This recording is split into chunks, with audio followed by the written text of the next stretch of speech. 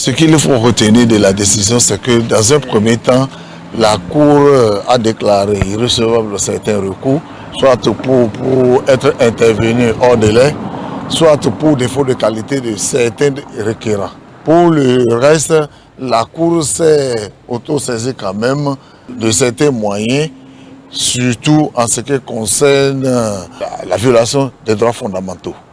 Et sur ce point, la Cour a décidé de statuer d'office sur ces points, mais a rejeté les recours qui ont été formés. La Cour a déclaré recevable le recours de M.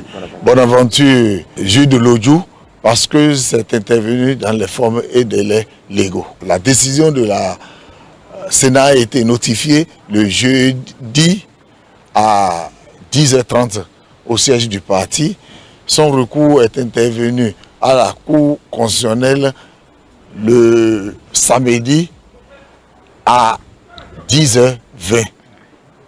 Donc il est resté dans les délais légaux pour que son recours soit déclaré recevable. Il y a le recours de M. Karim Ngoundi et le recours de M. Ouroukoubou Abibou qui ont été déclarés irrecevables parce qu'ils n'avaient pas la qualité de candidat.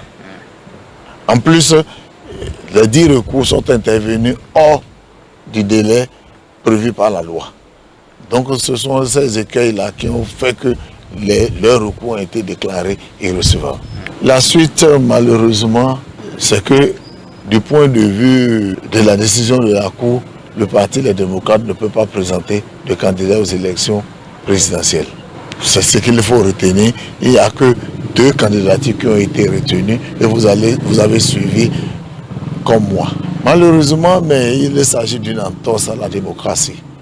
Parce que la démocratie, c'est la compétition entre 2 entités qui s'affrontent par les idées, par la présentation de leur projet de société. Mais en l'espèce, nous ne sommes plus dans la démocratie, malheureusement.